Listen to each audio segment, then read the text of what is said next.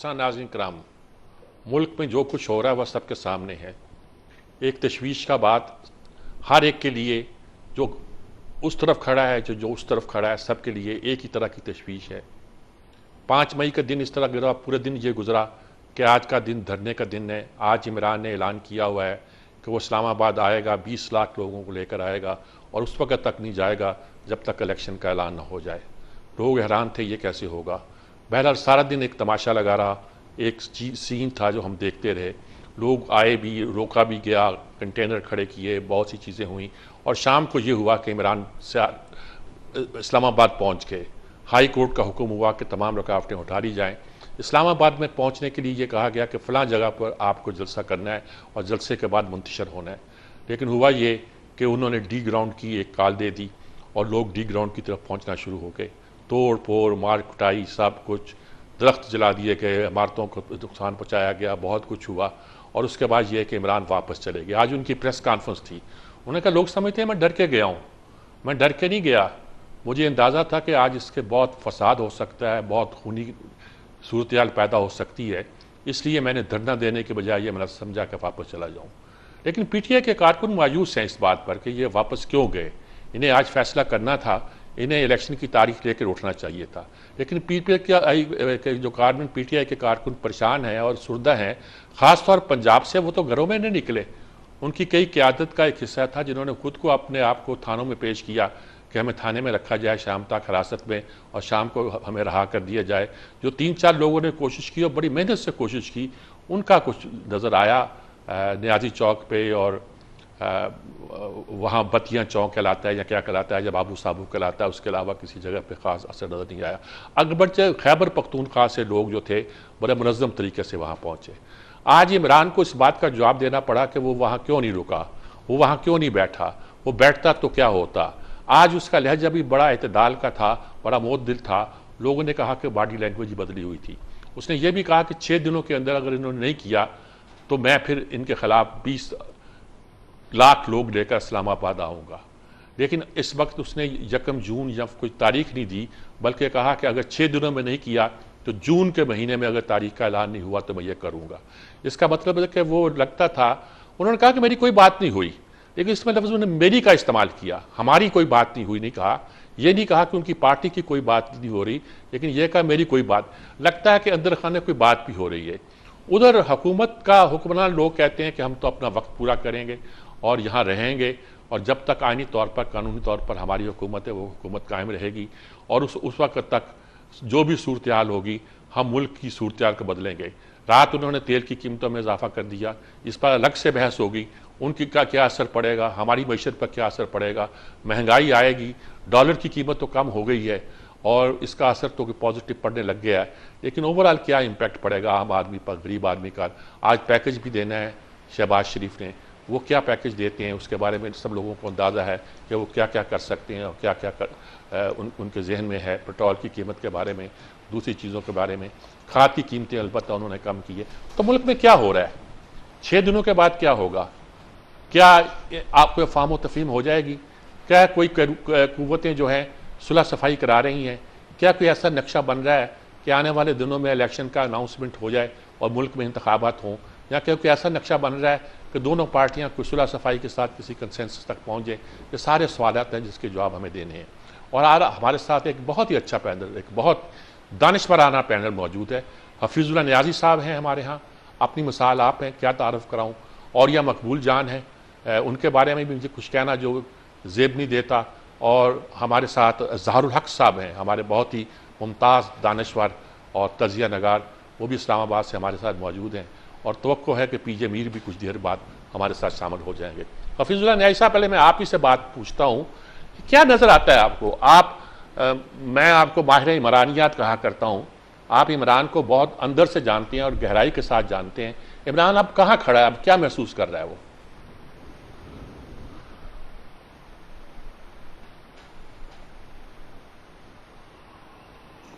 But not a war, ये बात ध्यान में रखें। क्या? जी जी, ये जो होती है, ये जो प्रेशर टैक्टिक्स होते हैं, ये क्या होते हैं? ये असाब की जंग होती है और आप फिर इससे प्रेशर क्रिएट करके कुछ डिजायर्ड रिजल्ट देते हैं।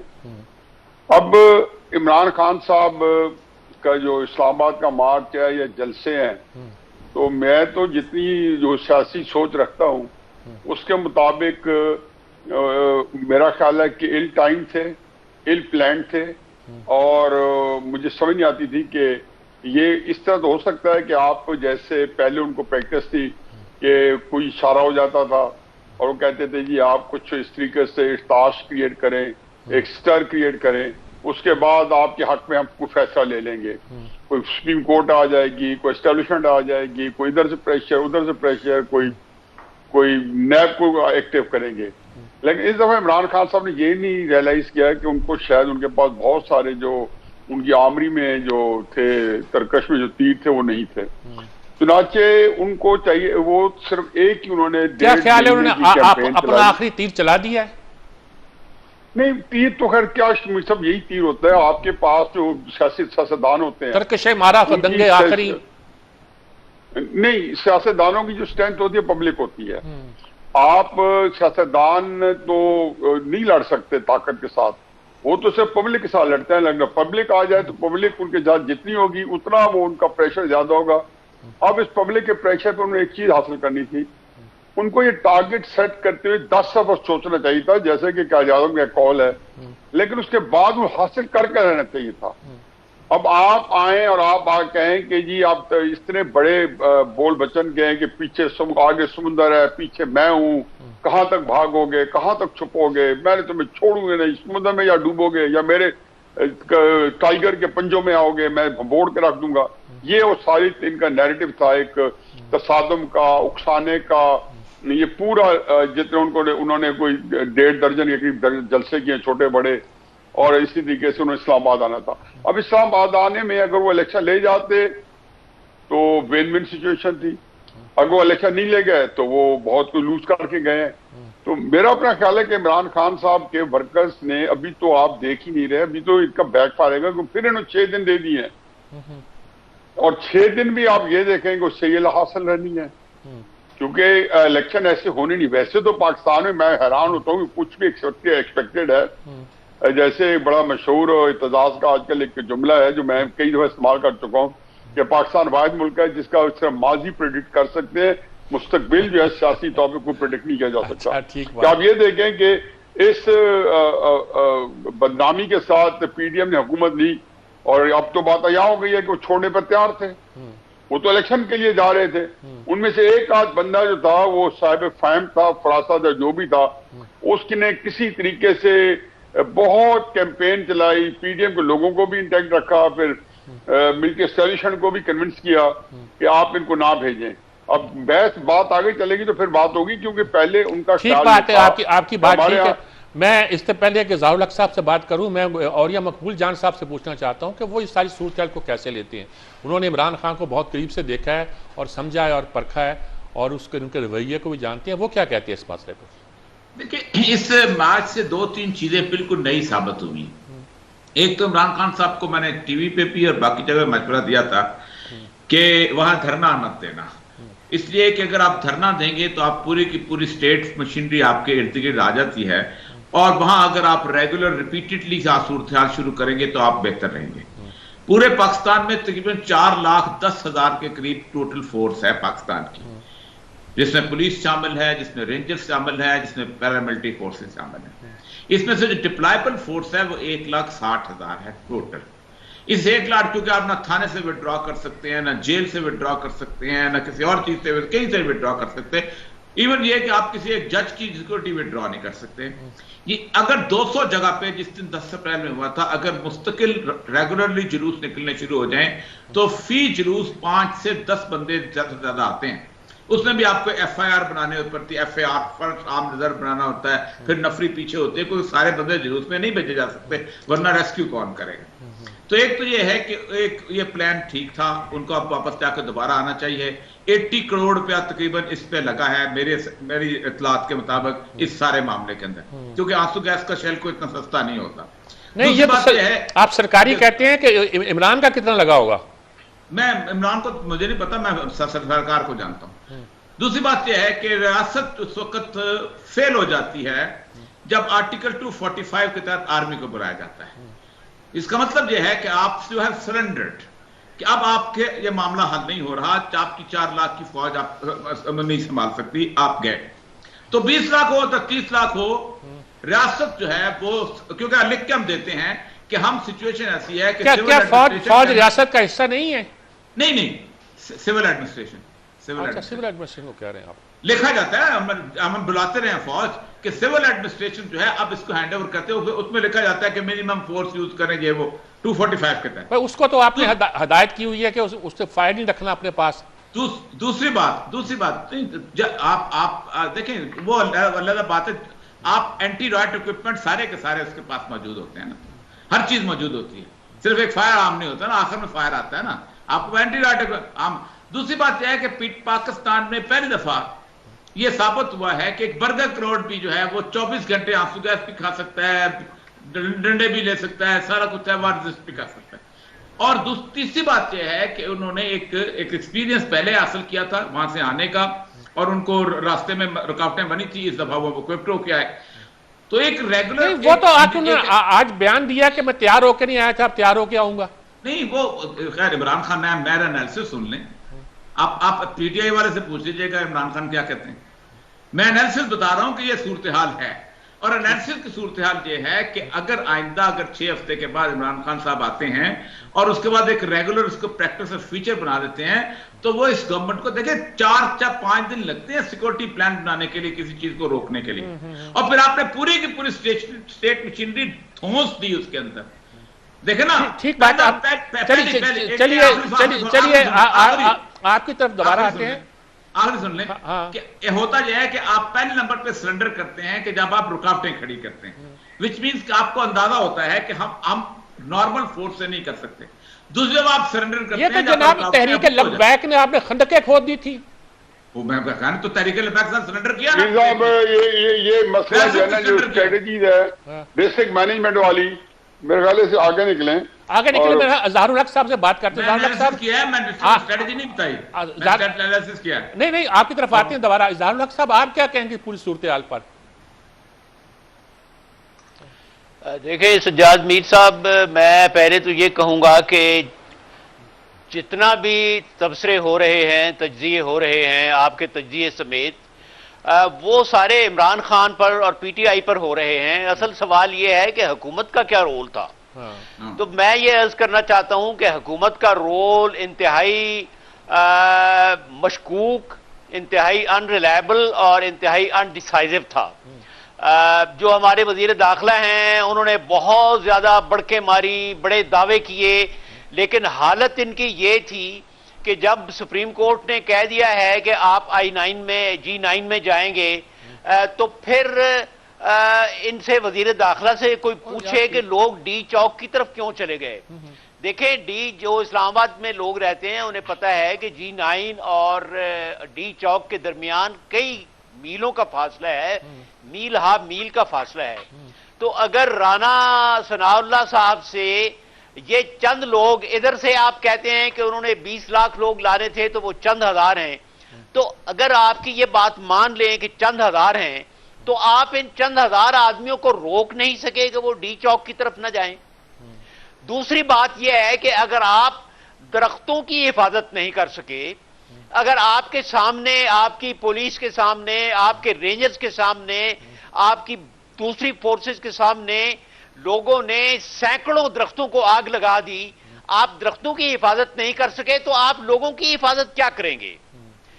और ये मीर साहब इतना बड़ा जुर्म है।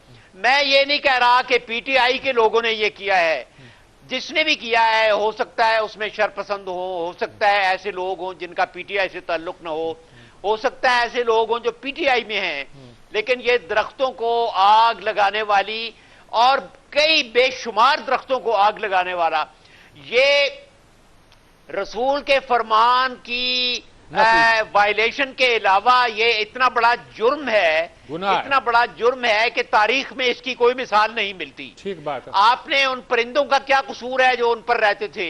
एक दरख्त को काटने का मतलब यह है कि आपने एक जी रूह को, एक जानदार को काट दिया है। तो मैं समझता हूं कि हुकूमत का रोल इसमें बहुत ही ज्यादा नालायकी वाला था, इनएफिशिएंसी वाला था, और बहुत ही शर्मनाक किस्म का रोल था और हुकूमत पूरे मामले में आपका मतलब है कि इसमें हो हुकूमत भी कामयाब नहीं रही। अच्छा, हमारे साथ इफ्तिखार अहमद साहब मौजूद हैं, हमारे मुल्क के मुमताज दानिश्वर तजिया नगार हैं, उनसे राय लेते हैं कि वो इस मामले पे क्या महसूस करते हैं। गूंज आवाज दोबारा आ रही है, ये आपने क्या किया हुआ है? इसमें तो एक वो आ रहा है जी हफीजुल्लाह नाई साहब, वो लाइन उनकी कोई गड़बड़ हो रही है, तो आप बताइए इस सूरत हाल पे। आपने औरिया साहब को भी सुना, आपने ज़ालक साहब को भी सुना, आप क्या कहते हैं, क्या इस वक्त इमरान ने क्या गेन किया इस वक्त? पहले तो गुस्ताखी माफी चाहता हूं कि ज़ालक साहब को इंतहाई अकीदतमंदाना सलाम नहीं पेश कर सका और औरिया को मोहब्बत भर सलाम नहीं पेश कर सका और वो एब्रप्टली शुरू हो गया। देखें जी, बात यह है कि मीर साहब, मैं तो फ्रंट लाइन पॉलिटिकल एक्टिविस्ट रहा हूं, मुझे तो एग्जैक्टली पता है कि क्या बीत रही है। और मैंने चूंकि having the benefit of organising Imran couple of jalsa, जो उनका बेंचमार्क जलसा लाहौर का और कराची का, तो लाहौर में तो मैं मुंतजिम था और कराची में भी मैं 2-4 दिन पहले पहुंच गया था। उसमें मुंतजिम के अलावा और खासा मेरा दोनों जलसों में अमल दखल था। तो इसलिए मुझे और फिर जो पाकिस्तान की मूवमेंट चली है 68-69 से, 77 से, फिर इफ्तिखार चौधरी साहब की हो, कोई भी हो, तो मैं कोई ऐसी मूवमेंट से आज तक महरूम नहीं हुआ हूं इस उम्र तक भी कि मैं खुद जाके जमीनी हकायक न देखे हो। मुझे तो एक पता है कि इमरान खान साहब ने एक नैरेटिव दिया था और वो उन्होंने उन कौम के असाब जो थे वो बिल्कुल इस वक्त जवाब दे रहे थे। वो इतनी फोर्सफुली उनका 4 स्ट्रॉन्ग नैरेटिव था। गवर्नमेंट ने क्या करना था कि उनके नैरेटिव को फेल करना था। बाकी छोटी बातें भूल जाएंगे जी, वो तो बाद में डिस्कस कर लेंगे कि क्या जब आमने सामने आए तो मियाँ बीवी की लड़ाई में असल कब की शुरू हुई और फिर दरमियान में इन बिटवीन जाती किसकी बढ़ती गई, वो तो बात की बातें हैं। लेकिन इमरान खान साहब ने ये बात बार कही और अपने वर्कर्स को, वर्कर्स का हौसला टूट जाता है। ये इमरान खान छोड़ो किसी भी पॉलिटिकल पार्टी को, कि आप एक नैरेटिव लेके जा रहे हैं और आप कह रहे हैं कि हमने इलेक्शन लेना है और वो इलेक्शन आपको नहीं मिलता। अभी तक तहरीक इंसाफ के लोग, मेरा तो घर सारा तहरीक इंसाफ में है, जो सारे के सारे वो यही कह रहे हैं कि उनको ख्याल ये है कि ये जरूर कोई बात हो गई है। और मैंने उनका कह रहा हूं कि हजूर ये बात नहीं हो सकती, इलेक्शन आपको पहले दिन से मैं यही कह रहा हूं कि इलेक्शन नहीं मिलेगी। मुझे नहीं पता था कि नवाज शरीफ मान जाते, शहबाज शरीफ मान जाते, कोई मान जाता, लेकिन जो पॉलिटिकल जायचा बनाते हैं ना, तो और जब तजिया करते हैं तो तजिए में ये सहूलत होती है कि आपको हकायक, तो फिर आप जब देखते हैं कि उनके एग्जीक्यूशन में जाते हैं, आपकी बात आ गई। मैं दोबारा आता हूं आपकी तरफ। हमारे साथ इफ्तिखार अहमद साहब दोबारा लाइन पे आए हैं, तो मैं चाहता हूं कि उनको इन कर लें, फिर एक वक्फा लेते हैं, वक्फे के बाद बात को फिर दोबारा शुरू करते हैं इसको। जी इफ्तिखार साहब, सारी सूरत हाल आपके सामने है। ये 25 का वाकया और इस पर हमने औरिया साहब से बात की, ज़ालक साहब से बात की, हफीजुल्लाह न्याज़ साहब से बात की। आप क्या कहते हैं, इमरान ने क्या गेन किया इसमें? कुछ गेन किया? सर, उसने ये गेन किया है कि पूरा का पूरा मीडिया फिर उसको जेर बहस लाया हुआ है। यही उसकी कामयाबी है और यही उसकी स्ट्रेटेजी है। असल में उसको जो समझाने वाले और सिखाने वाले हैं वो काफी तजर्बाकार अदारों के रिटायर्ड अफसरान रखते हैं और उनकी ये पॉलिसी होती है कि वॉर गेम्स कैसे खेली जाती हैं और वॉर गेम्स में क्या क्या स्ट्रेटेजी तैयार की जाती है और फिर ये जो खेल चल रही है ये वॉर गेम्स के तौर पर चल रही है। और क्योंकि वो तो 5 को आ रहा है, फिर वो 10 को आएगा, फिर 22 को आएगा। तो मकसद ये है कि सारे स्ट्रक्चर को गिराने के लिए और इसको सबताज करने के लिए वो तो अपने अमल को जारी रखे हुए है। मैं तो हैरान हूँ कि हम क्यों इस बात को अंडरस्टैंड करने में गलती कर रहे हैं। आज उसकी बॉडी लैंग्वेज तो कोई ऐसी नहीं थी। तो बॉडी लैंग्वेज इसलिए अच्छी नहीं थी कि वो उसने 2-3 ऐसी बातें कही जो मेरी समझ से बाहर हैं। ये हमें देखना पड़ेगा कि हेलीकॉप्टर से उड़ के जब आए और फिर ट्रक पे बैठे और उस ट्रक पे बैठने से लेके इस्लामाबाद पहुंचने तक सुप्रीम कोर्ट ऑफ पाकिस्तान ने जो किया वो क्या किया, ये पाकिस्तान की तारीख के अंदर अब हमेशा के लिए रहेगा। और उनका रोल क्या था और उनका ये कहना है कि पता नहीं शायद हमारा पैगाम पहुंचा नहीं उस आदमी तक। उनका कहना है कि दरख्तों को आग इतनी लगाएगी कि शुगर कंट्रोल की जाती है। उन्होंने कहा कि इतने एक लफ्ज इस्तेमाल किया एक जज ने इतने मुतशद्दद लोग थे कि हम फैसला नहीं कर पाए। भाई खुदा का खौफ करो। अगर आप लोगों को ये खेल समझ नहीं आ रही है तो मैं आपसे माजरत चाहूंगा कि खेल पाकिस्तान को कमजोर करने, पाकिस्तान का मजाक उड़ाने, पाकिस्तान के तमाम अदारों को बोधा साबित करने की खेल है जिसका हीरो इमरान खान है।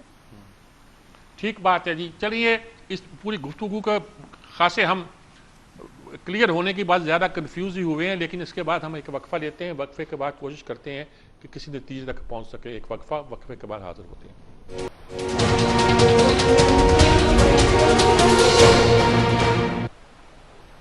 जी नाज़रीन कराम, हम गुफ्तगू कर रहे थे जो सूरत पैदा हुई है इमरान खान के इस्लामाबाद आने के बाद के, और उसके बाद उसके ऐलान के बाद, और ऐलान के बाद अब कुछ कीमतों की बढ़ाने के जो मसला पेश हुआ है उसके हवाले से तो बात करते हैं जी हम। और ये सब क्या आप कहेंगे जी? यानी आप तो कहते हैं हुकूमत की नाकामी है ये, तो इमरान खान की कामयाबी किस तरह है ये? नहीं, इमरान खान की कामयाबी तो देखिए, कामयाबी अगर आप ये समझते हैं कि इमरान खान की कामयाबी ये है कि वो उसको मजबूर कर दे, ये नहीं। इमरान खान की कामयाबी ये इस तरह है कि इसने एक ऐसा क्लाउड तैयार कर लिया है कि जो मार खा सकता है, जो लाठियां खा सकता है। पंजाब में तो नहीं निकला। पंजाब में भी लिबर्टी में देख लें, लिबर्टी में क्या हुआ, कराची में उसके साथ लिबर्टी को रास्तों में क्या हुआ, लिबर्टी को आप पंजाब समझते हैं? नहीं, जो भी है, जो उस क्राउड को तो आप गाली देते थे, बर्गर क्राउड है उसका अंदर। ये क्या लोग हैं? आप देखें ना, बच्चे आंसू गैस में बैठे रहे हैं, औरतें आंसू गैस में बैठी रही हैं, आम वो लोग जो कि जिंदगी में जिन्होंने कभी ड्राइंग रूम से बाहर निकले वो बैठे रहे हैं। ये कभी हमने देखा था पाकिस्तान में पहले से? हम कहते हैं जमात इस्लामी का वर्कर खा सकता है मार, तहरीक लबैक का वर्कर मार खा सकता है, तारकादरी का वर्कर मार खा सकता है। ये लोगों ने बिल्कुल पाकिस्तान में एक फिनोमेना बता हुआ है सर। आप इमरान को मरवाएंगे लगता है मुझे। नहीं, मरवाने की बात ही नहीं है, आप मुझे बताएं ना।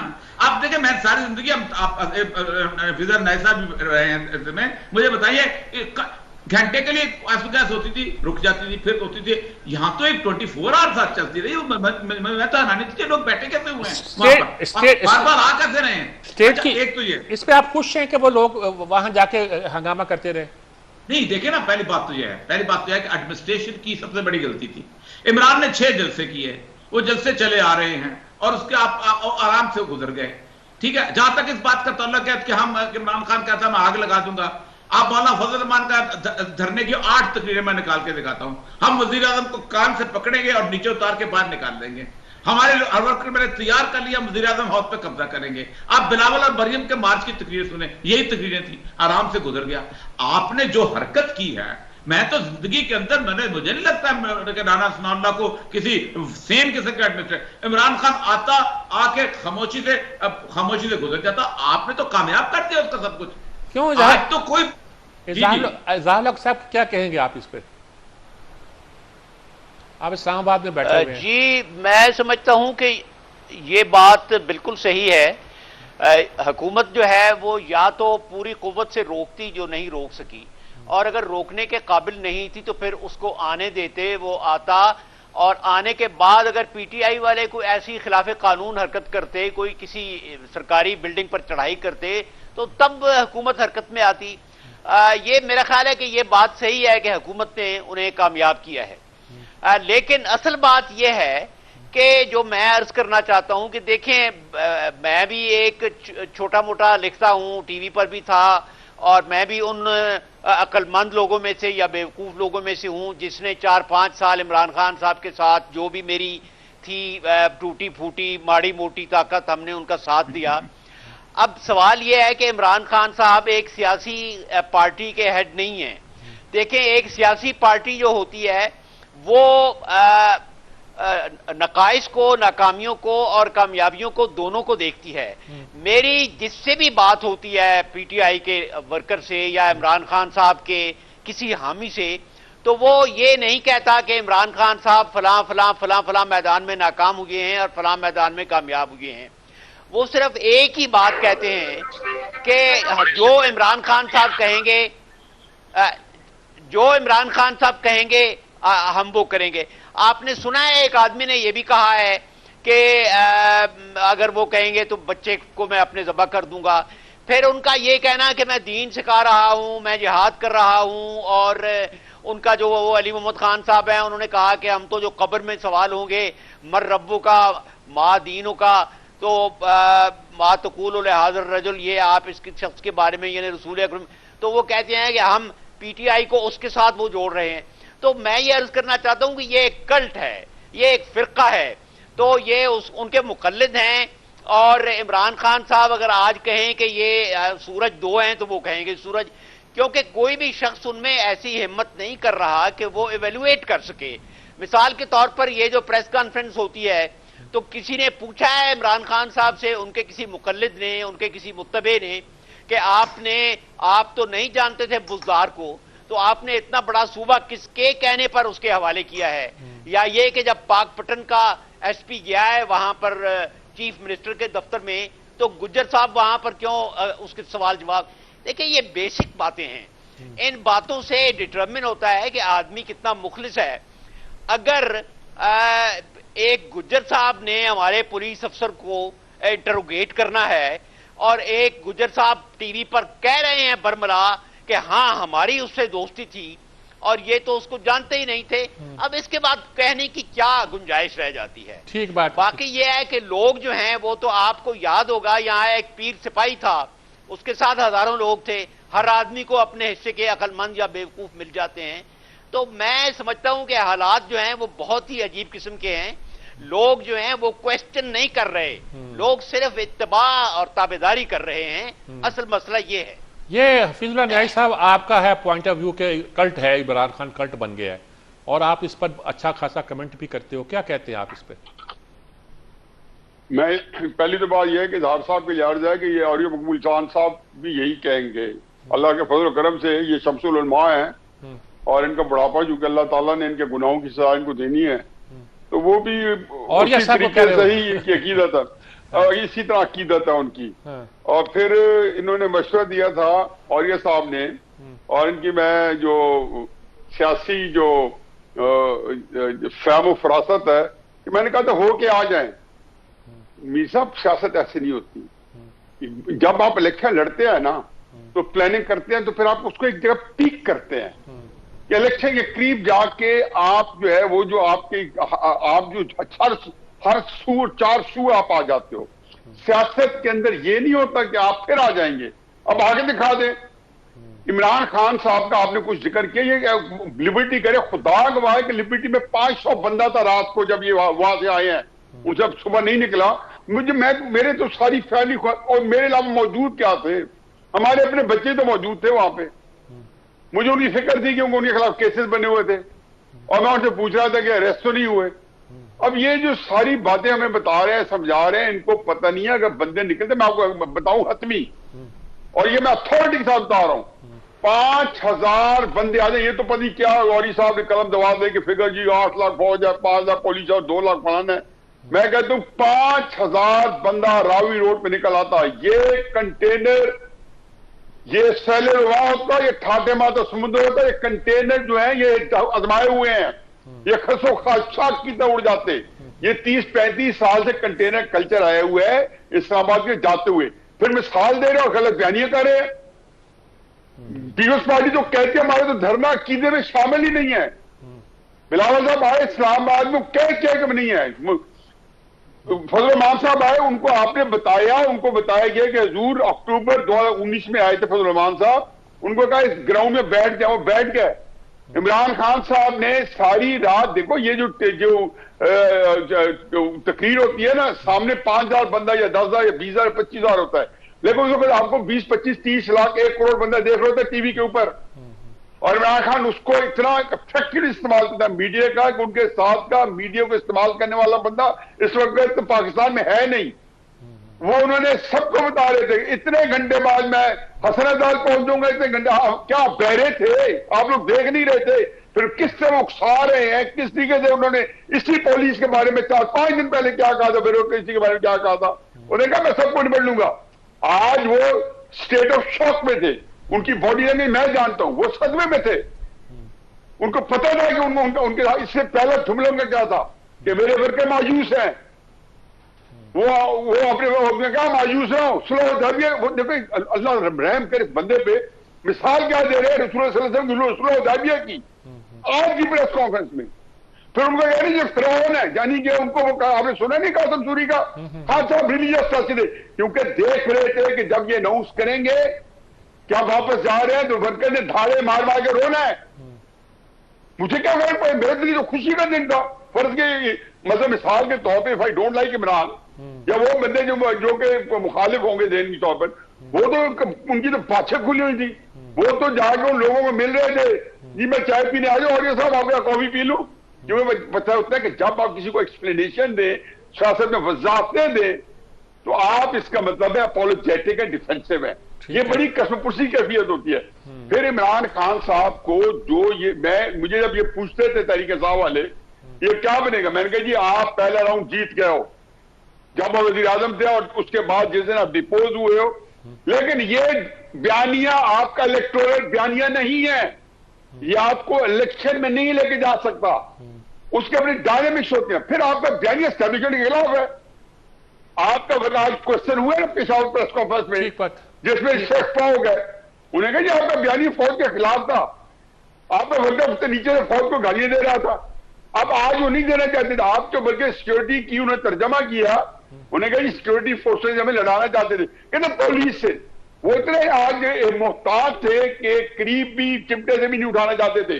कहां पे गद्दारी के अलकाब भी दिए, हैंडलर भी कहा, मीर जाफर भी कहा, मीर सादर भी कहा, फिर 2 स्टेप आगे आगे पीछे हट जाते थे। देखो अल्लाह ताला का एक निजाम है, और ये साहब तो अल्लाह ताला ने इनको अल्लाह के दीन का इतना मकाम दिया है, इनको मैं तो हैरान हूं। मैं तो खुदा गवाह कि मेरा छोटा प्यारा भाई जब बिल्कुल इसकी आगमत करीब है, ये बर्बाद कर बैठे है।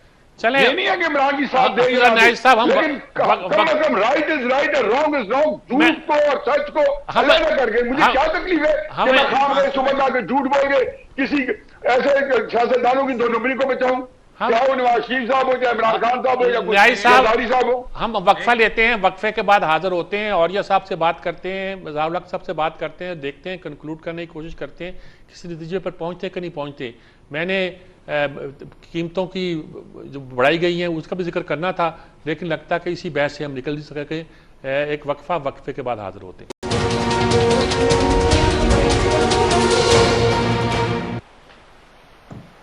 जी नाज़रीन कराम, हम गुफ्तगू कर रहे हैं, गुफ्तगू बहुत गर्मा गर्म हो गई है और गुफ्तगू करने वाले सारे हमारे बड़े दानिशवराना जहन रखने वाले लोग हैं, इसलिए मैं बहुत तहम्मुल और एहतियात के साथ गुफ्तगू सुन रहा हूँ, कोई अपना तबसरा नहीं कर रहा। और यह साहब आप क्या देखें, ये सारी सूरत हाल है, हफीजुल्लाह नियाज़ी साहब ने बयान भी किया है, आप एडमिनिस्ट्रेटिव पॉइंट ऑफ व्यू तो बयान करते हैं कि एडमिनिस्ट्रेशन में यूँ होता है, यूँ होता है, यूँ होता है, वो एक सियासी पॉइंट ऑफ व्यू बयान करें कि सियासत में यूँ होता है, यूँ होता है, यूँ होता है। फिर वो इमरान के बहुत करीब रहे हैं, वो इमरान की मजाज के हिसाब से कुछ बातें कर रहे हैं, आप क्या कहेंगे इस हिसाब से? देखिए पहली बात है कि वह तमाम तर रिजर्वेशंस के साथ जाहिर साहब के तमाम तर तंज के बावजूद मैंने 9 महीने जेल भी काटी हुई है, मैं सियासत का शनावर भी रहा हूं, 3 दफा जेल भी गया हूं और मैं एडमिनिस्ट्रेशन में भी रहा हूं। न्याय साहब ने जेल काटी होगी, लेकिन न्याय साहब का अंदरूनी एडमिनिस्ट्रेशन की वीकनेसेस का इल्म 0 है, वो इस मसले में बिल्कुल अनपढ़ है। इसलिए मैं दोनों चीजों को जानता हूं और मैं दोनों हिसाब से तबसरा कर रहा था। मैंने ना इमरान खान को ज़हन में रखा और ना मैं उसको रखना चाहता हूं। मैंने ऑब्जेक्टिवली एक तबसरा किया। जिन लोगों ने असेसमेंट की थी और जिन्होंने भी की थी, ये हो गया, वो हो गया, वो हो गया, पहली बात तो ये थी कि अगर 500 लोग थे तो इस पाकिस्तान के अंदर ये सारा कुछ नहीं होना चाहिए था। अगर 2000 लोग थे, सबसे पहली बात होती है एडमिनिस्ट्रेशन के अंदर हम असेस करते हैं कि कितने लोग निकल सकते हैं, हम असेसमेंट की बुनियाद के ऊपर प्लान बनाते हैं, हम असेसमेंट की बुनियाद पर सारा कुछ कराते हैं।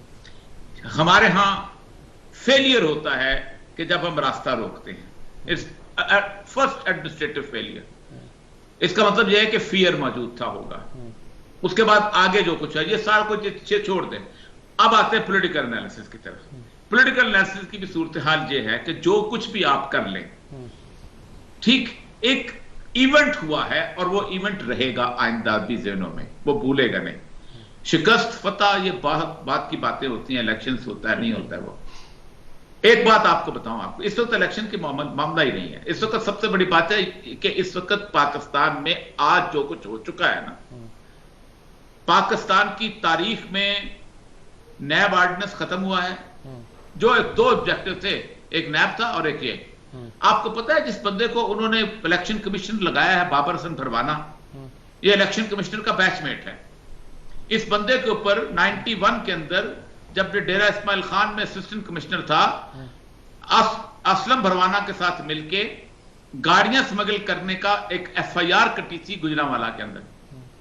और उसके बाद हुआ यह था कि इस बंदे ने, एक अफसर होता था उसका वर्कशॉप, उसकी बीवी जो थी वो पुलिस के अंदर इंस्पेक्टर थी, और ये केस लंबा चला था जिसको बाद में हौशअप करके किया गया था। और ये फवाद हसन फवाद, ये तीनों बैचमेट एक थे।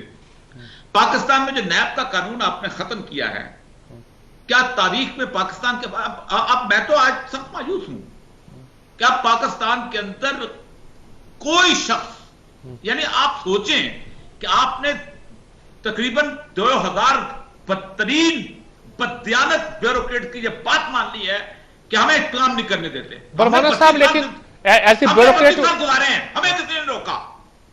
किसी की जरूरत है ईमानदार आदमी हाथ डाले? सोच सकता है कोई? 2 साल मेरे पीछे नैब लगी रही है, कोई आर्गुमेंट नहीं है।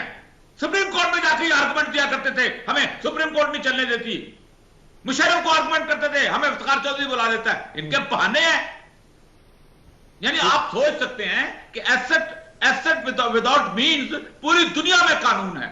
ठीक बात। यानी अभी इस वक्त जो स्टार जो बना है, जो ग्रुप बना है, स्टोलन एसेट रिकवरी वाला ग्रुप यूनाइटेड नेशन ने बनाया है, उसमें एक ही है कि आप इससे पूछो, आप ब्यूरोक्रेट से पूछो तुमने जमीन कैसे बनाई, आप उससे पूछो तुम्हारे बच्चे कैसे बाहर पढ़ने गए, आपसे पूछो तुमने इतनी महंगी शादी कैसे की, बताए आपको। आज खत्म। अच्छा, और ये सब आपकी बात ये अचीवमेंट है। मुझे भी कुछ दे दें टाइम, अगर बच जाए तो। अगर औरी साहब इतनी जज्बाती तकरीर कर रहे हैं, मैं इज़ाउल हक साहब से बात कर लूं, फिर आप पर आता हूं। इज़ाउल हक साहब बंदे इर्द गिर्द के रो रहे हैं, उनकी बातें सुन सुन के उनके आंसू निकल रहे हैं ऐसी जज्बाती गुफ्तगू सुन के। इज़ाउल हक साहब बैठे हैं, इनसे पूछ रहे हैं सूरत हाल क्या है। क्या आप क्या कहेंगे? आप एडमिनिस्ट्रेशन में रहे, ये ऑडिट में रहे पूरी जिंदगी, इनका नाम है। चलिए आप बात तो करने देना। दूसरी कर सकता था नहीं, अब दूसरी और ये सब दूसरों के इज़ाउल हक साहब क्या कहेंगे अब इस पर? सजाद साहब। हाँ जी जी, ये तो कट गया भाई। नहीं आवाज आ रही है बिल्कुल। हेलो, नहीं आवाज आ रही है। हफीजुल्लाह न्याई साहब जी, आप क्या कह रहे थे?